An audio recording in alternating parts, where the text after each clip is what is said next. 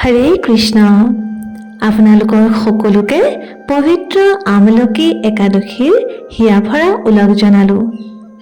আজিৰ এই একাদশী ব্ৰতে আপোনালোক সকলোৰে জীৱনলৈ মংগল, সুখ, সমৃদ্ধি তথা পৰমেশ্বৰ ভগৱানৰ প্ৰতি শুদ্ধ ভক্তিৰ ভাৱ কঢ়িয়াই আনে যেন এই প্ৰাৰ্থনাই আমি হৃদয়ৰ পৰা জনাইছোঁ। আপুনি কেতিয়াবা ভাবিছেনে বাৰু, এনে এজোপা বৃক্ষও থাকিব পাৰে যাৰ উৎপত্তি স্বয়ং ভগৱান শ্ৰী বিষ্ণুৰ কৃপাৰ ফলতে হৈছে, যাৰ প্ৰত্যেকটো ফল তথা প্ৰত্যেকটো পাতে আমাৰ জীৱনক পবিত্ৰ কৰি তুলিব পাৰে। হয়, এনে এক বৃক্ষ হৈছে আমলখিৰ বৃক্ষ। আৰু যি দিনটোত এই বৃক্ষৰ উৎপত্তি হৈছিল সেই দিনটোকে আমলকি একাদশী বুলি শাস্ত্ৰত উল্লেখ আছে। আমলকি অৰ্থাৎ আমলখি। আমলকি একাদশী এটা সাধাৰণ তিথি অথবা ব্ৰত নহয়, অপিতু ই এক আধ্যাত্মিক অনুষ্ঠান হয়। প্ৰত্যেক বছৰে ফাগুন মাহৰ শুক্লপক্ষত সমাগত হয় আমলকি একাদশীৰ বিশেষ পৰ্ব। এই দিনটোত ভগৱান শ্ৰী বিষ্ণুৰ পৰম প্ৰিয় আমলখি বৃক্ষৰ পূজা কৰা হয়। আৰু আমাৰ শাস্ত্ৰত উল্লেখ আছে, একাদশী ব্ৰতম য়স্তু ভক্তিমান কুৰুতে নৰঃ সৰ্ব পাপ বিনিৰ্মুক্ত স বিষ্ণুৰ য়াতি মন্দিৰম।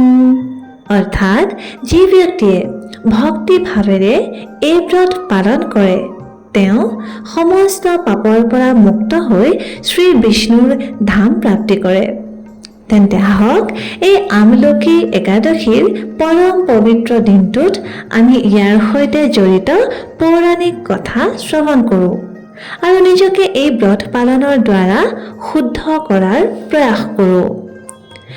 আমলকি একাদশীৰ এই সুন্দৰ কথাৰ বিষয়ে ব্ৰহ্মাণ্ড পুৰাণত যুধিষ্ঠিৰ মহাৰাজ তথা পৰমেশ্বৰ ভগৱান শ্ৰীকৃষ্ণৰ মাজত হোৱা সংবাদত উল্লেখ আছে। এবাৰ যুধিষ্ঠিৰ মহাৰাজে পৰমেশ্বৰ ভগৱান শ্ৰীকৃষ্ণক সুধিলে, হে মধুসূদন, ফাগুন মাহৰ শুক্লপক্ষত সমাগত হোৱা একাদশীৰ নাম কি আৰু এই ব্ৰত কিদৰে পালন কৰা উচিত?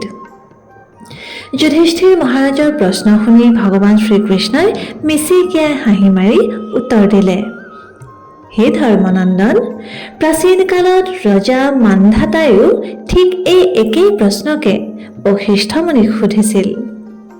ফাগুন মাহৰ শুক্লপক্ষত সমাগত হোৱা একাদশীক আমলকি একাদশী বুলি কোৱা হয়।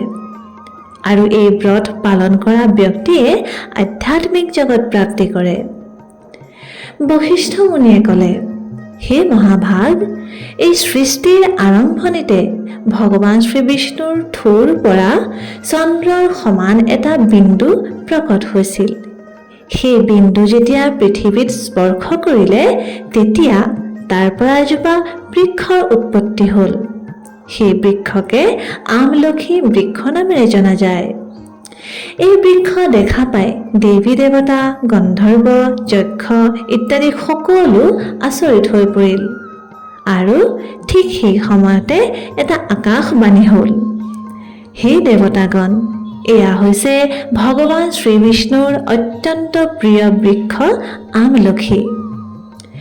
এইদৰে পৰম পবিত্ৰ বৃক্ষৰ উৎপত্তি হ'ল।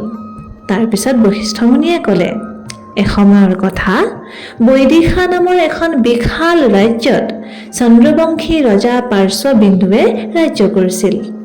তেওঁৰ আন এটা নাম চিত্ৰৰথো আছিল। ৰজা চিত্ৰৰথ ধাৰ্মিক তথা সত্যপ্ৰিয় আছিল। তেওঁৰ শৰীৰত 10,000 হাতীৰ সদৃশ বল আছিল তথা তেওঁ অপাৰ ধন সম্পত্তিৰ গৰাকী আছিল। আৰু বৈদিক জ্ঞানৰ সকলো শাখাতে তেওঁ নিপুণ আছিল। এই সকলো ধৰণৰ ঐশ্বৰ্যযুক্ত হোৱাৰ পিছতো কিন্তু ৰজা চিত্ৰৰথ অত্যন্ত বিনম্ৰ তথা ধৰ্মপৰায়ণ আছিল। তেওঁৰ ৰাজ্যত কোনো ধৰণৰ ব্যাধি অথবা অসন্তুষ্টি নাছিল। ৰজা তথা প্ৰজা দুয়ো বৈদিক জীৱন পালন কৰোঁতা তথা সকলো প্ৰকাৰে সুখী সন্তুষ্ট আছিল। ৰজা তথা প্ৰজা সকলোৱে মাহৰ দুয়োটা একাদশী নিষ্ঠা সহকাৰে পালন কৰিছিল। এদিনাখন ফাগুন মাহৰ শুক্লপক্ষত আমলখি একাদশীৰ পৰম পবিত্ৰ তিথি সমাগত হ'ল। একাদশীৰ এদিন পূৰ্বে ৰজাই সমগ্ৰ ৰাজ্যতে আমলখি একাদশী ব্ৰতৰ মহত্ব কৈ ঘোষণা কৰিলে যে সকলো নাগৰিকেই নিষ্ঠা সহকাৰে নিয়ম অনুসৰি এই পৰম পবিত্ৰ একাদশীৰ পালন কৰিব লাগিব। আৰু একাদশীৰ দিনা পুৱাই স্নান কৰি ৰজা নিজ প্ৰজাগণৰ সৈতে ভগৱান শ্ৰীবিষ্ণুৰ মন্দিৰলৈ গ'ল। তাত তেওঁ আমলখি বৃক্ষৰ পূজা কৰিলে। ৰজাই এই বৃক্ষত জল, উত্তম ছাতি, সোণ, হীৰা, মুকুতা, সুগন্ধিত ধূপ, চাকি, বন্তি অৰ্পণ কৰি প্ৰাৰ্থনা জনালে। সেইদিনা গোটেই ৰাতি ৰজাই নিজৰ প্ৰজাৰ সৈতে সেই স্থানতে কটাই আমলখি বৃক্ষৰ পূজা আৰাধনা কৰিলে আৰু ভগৱান শ্ৰীহৰিৰ লীলাসমূহৰ শ্ৰৱণ তথা কীৰ্তন কৰিলে। সেই সময়তে পশুৰ হত্যা কৰি নিজৰ পৰিবাৰৰ ভৰণ পোষণ কৰা এটা অত্যন্ত ক্ৰূৰ পাপী চিকাৰী সেই স্থানত আহি উপস্থিত হ'লহি। পশু চিকাৰ কৰি ভাগৰুৱা হৈ পৰাত সি সেই স্থানতে অলপ সময় বিশ্ৰাম কৰাৰ নিৰ্ণয় গ্ৰহণ কৰিলে। যেতিয়াই সেই বৃক্ষৰ তললৈ গ'ল, সি দেখা পালে যে ৰজাই নিজ প্ৰজাৰ সৈতে আমলখি বৃক্ষৰ খুব সুন্দৰভাৱে পূজা আৰাধনা কৰি আছে। এই দৃশ্য দেখা পাই সি অতি আচৰিত হৈ পৰিল। আৰু এই ঘটনা দেখা পাই চিকাৰীটোৱে সেই বৃক্ষৰ তলতে লুকাই গোটেই ৰাতি তাতেই উজাগৰে কটাই ৰজাই কৰা পূজা আৰাধনা চাই ভগৱান শ্ৰীকৃষ্ণৰ কথাও শ্ৰৱণ কৰি থাকিল। পৰৱৰ্তী দিনাখন পুৱা ৰজাই একাদশী ব্ৰত পালন কৰিলে আৰু প্ৰজাৰ সৈতে পুনৰ নিজ ৰাজ্যলৈ তেওঁ গুচি গ'ল। আৰু আনহাতে এই চিকাৰীজনো নিজ ঘৰলৈ উভতি গ'ল। আৰু কিছু সময়ৰ পিছতে এই চিকাৰীজনৰ মৃত্যু ঘটিল। কিন্তু ইয়াত আশ্চৰ্যৰ কথা এইটোৱে যে ইমানবোৰ পশু হত্যা কৰাৰ পিছতো চিকাৰীটো নৰকলৈ লৈ যোৱাৰ বিপৰীতে সি এক উচ্চ গতিহে প্ৰাপ্তি কৰিলে। সেই চিকাৰীটো পৰৱৰ্তী জনমত জয়ন্তী নামৰ এখন বিশাল নগৰৰ ৰজা বিদুৰথৰ পুত্ৰ বসুৰথ ৰূপে জন্ম হ'ল। এই উচ্চ গতি চিকাৰীটোৰ কেৱল এইবাবেই প্ৰাপ্তি ঘটিল যিহেতু সি অজানিতে আমলখি একাদশীৰ দিনা ৰাতি উজাগৰে কটাইছিল তথা হৰি কথা শ্ৰৱণ কৰিছিল। আৰু এই জনমত ৰজা বসুৰথ অত্যন্ত পৰাক্ৰমী, সূৰ্যৰ সমান তেজস্বী, চন্দ্ৰৰ দৰে সৌম্য তথা ভগৱান শ্ৰীবিষ্ণুৰ পৰম ভক্ত হ'ল। তেওঁ নিজৰ ৰাজ্যৰ বিষয়ত অত্যন্ত দক্ষ তথা প্ৰজাক নিজৰ সন্তানৰ সদৃশ প্ৰেম কৰিছিল। আৰু এবাৰ এনে ঘটিল যে সেই ৰজাৰ ৰথ এখন ডাঠ হাবিত বাট হেৰুৱালে। চাৰিওদিশে কেৱল জংঘলেৰে আৱৰি আছিল। বাহিৰলৈ ওলোৱাৰ পথ বিচাৰি পোৱা নাছিল ৰজাই। আৰু সেইবাবে ভাগৰে যুগৰে ৰজাই এজোপা বৃক্ষৰ তলতে বিশ্ৰাম কৰিবলৈ ঠিক কৰি নিজৰ হাতখনকে গাৰু কৰি লৈ তেওঁ নিদ্ৰাদেৱীৰ কোলাত ঢলি পৰিল। আৰু যেতিয়াই তেওঁৰ টোপনি ধৰিল, সেই ক্ষণতে কিছুমান আদিবাসী আহি সেই তাত উপস্থিত হ'লহি। আৰু ৰজাক তেনেদৰে দেখা পাই তেওঁলোকে নিজৰ মাজতে চৰ্চা কৰিবলৈ ধৰিলে, এই ৰজাটো আমাৰ শত্ৰু আৰু এওঁ আমাৰ এলেকাতে আছেহি, ব'লা এওঁক বধ কৰি পেলোৱা হওক। এয়া নিশ্চয় কৰি সকলো আদিবাসী নিজৰ নিজৰ অস্ত্ৰ শস্ত্ৰ লৈ ৰজাৰ ওপৰত প্ৰহাৰ কৰিবলৈ ধৰিলে।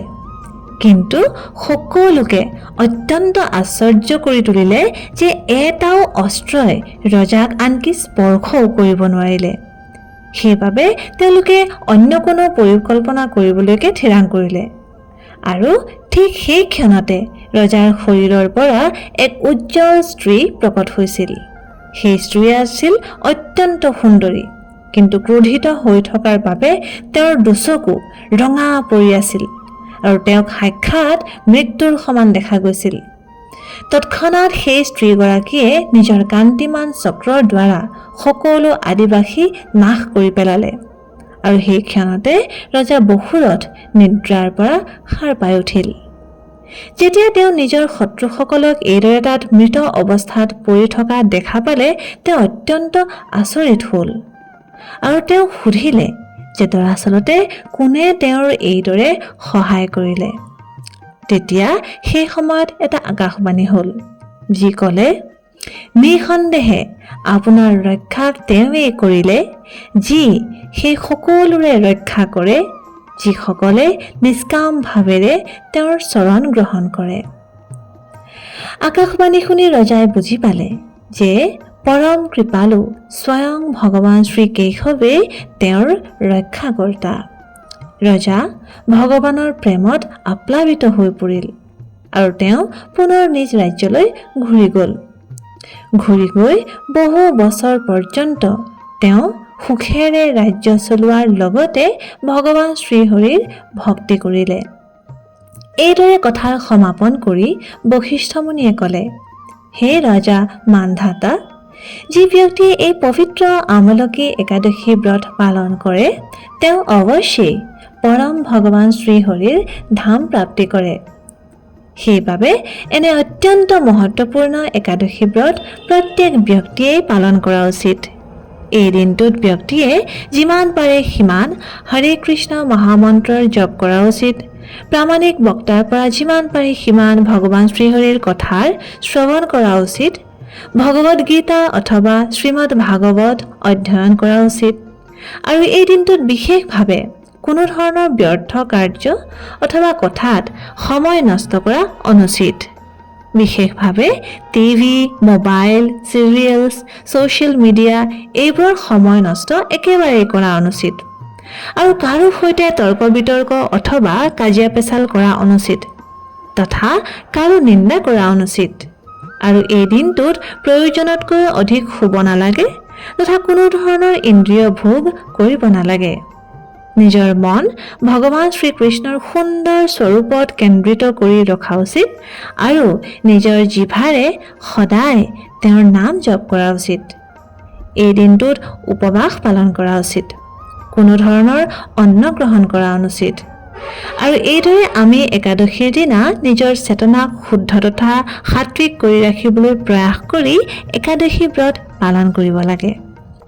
তেন্তে আহক এই আমলকি একাদশীৰ সম্পূৰ্ণ ভক্তিভাৱেৰে তথা শ্ৰদ্ধা সহকাৰে পালন কৰোঁ আৰু পৰমেশ্বৰ ভগৱান শ্ৰী বিষ্ণুৰ চৰণ কমলত এই প্ৰাৰ্থনা জনাওঁ, তেওঁ যেন আমাক তেওঁৰ শুদ্ধ প্ৰেম ভক্তি প্ৰদান কৰে যেন, আৰু আমি তেওঁৰ শুদ্ধ ভক্তগণৰ সংগ তথা সেৱা সদায় প্ৰাপ্তি কৰিব পাৰোঁ যেন। ধন্যবাদ। হৰে কৃষ্ণ।